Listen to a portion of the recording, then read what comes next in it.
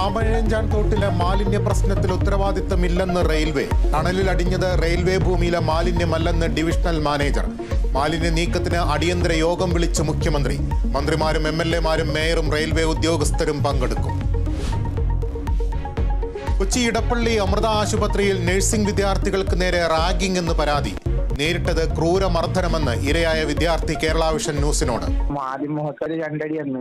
അപ്പൊ ഞാൻ മുഖത്തടിച്ചപ്പോ ഞാൻ പറഞ്ഞു മുഖത്തട പാട് വീഴും വീട്ടിൽ പോകാന്ന് പറഞ്ഞോണ്ട് മൊത്തം പുറത്ത് അടിക്കുകയും തൊഴിക്കുകയും കാലില് ഡ്രസ് ഹാങ്ങർ സ്കെയിലൊക്കെ വെച്ച് അടിക്കുകയായിരുന്നു.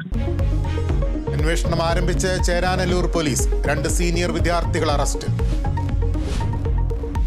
കോഴിക്കോട് പുതുപ്പാടി തട്ടിക്കൊണ്ടുപോകലിൽ വെളിപ്പെടുത്തലുമായി പരാതിക്കാരനായ അർഷാദ്. 2 റിസോർട്ടുകളിൽ എത്തിച്ച് പ്രതികൾ മർദ്ദിച്ചു.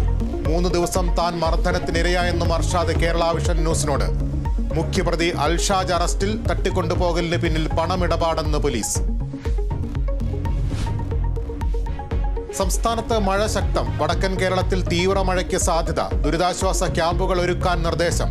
മഴക്കെടുതികളിൽ 5 മരണം. കോഴിക്കോട്, വയനാട് ജില്ലകളിലെ വിദ്യാഭ്യാസ സ്ഥാപനങ്ങൾക്ക് നാളെ അവധി. പാലക്കാട് ചിറ്റൂർ പുഴയിൽ കുടുങ്ങിയ 4 പേരെയും രക്ഷപ്പെടുത്തി. പാറക്കെട്ടിൽ കുടുങ്ങിയത് പുഴയിൽ കുളിക്കാനിറങ്ങിയ സ്ത്രീ ഉൾപ്പെടെയുള്ളവർ.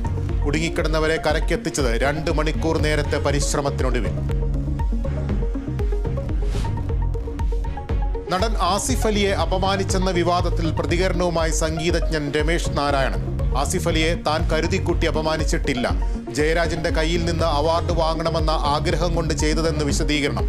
വിവാദമായത് ആസിഫ് അലിയിൽ നിന്ന് അവാർഡ് വാങ്ങാൻ വിസമ്മതിച്ചത്.